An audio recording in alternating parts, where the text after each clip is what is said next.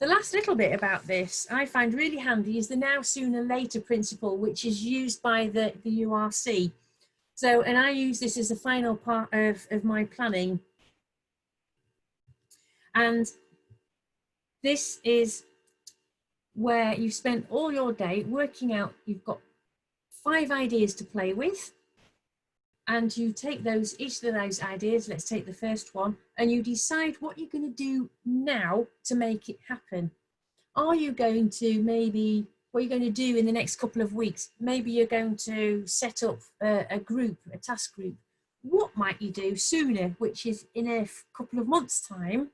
And what might you do later by the end of the year? And you do that for each of your ideas, and you identify who's going to take responsibility or which group is going to take responsibility. It helps prevent the plan you spent all day working on being sat on or plunked on a dusty shelf, never to be seen again. So just to summarise,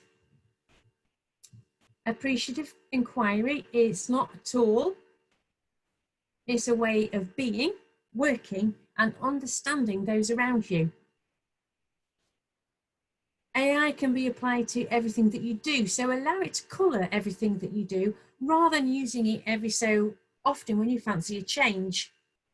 So remember that conversations, whatever you are doing, conversations are really important. So always begin with them. You can do this in pairs over a period of weeks or months, catching everyone who uses the church building, or you could try and invite as many people as possible to a planning day, or you could do a mix of both. It sounds really labour intensive, but it isn't. Having done this with lots of different churches, particularly churches, even the conversations, if you're trying to catch everyone, if you spread it out between the conversations so everyone has someone to talk to, whoever's using the building, it makes it a lot less onerous, and then everybody's involved as well. Remember to reframe. So during conversations where people have made a negative comment, help them to reframe it into something positive. For example, when talking about the strengths of the church and someone says the church is unfriendly, you might say, "You say your church isn't friendly. What could the church do differently?" And straight away, you're helping people think about things differently.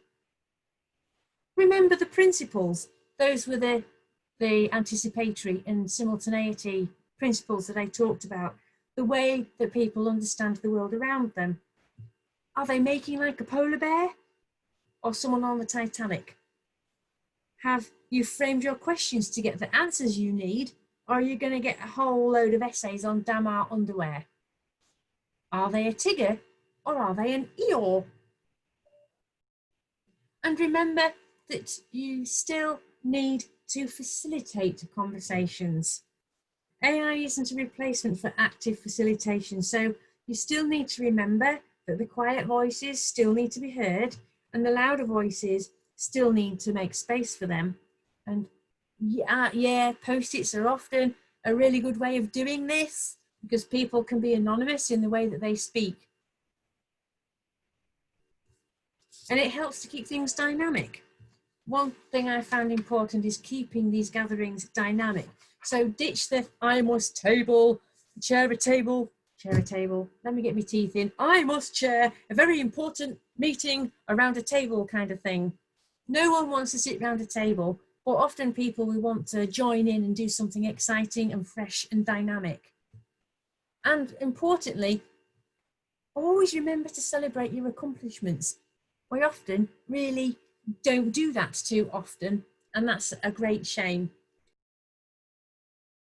People interested in doing more in-depth look at AI, what kind of commitment would that be, do you think, Ziggy?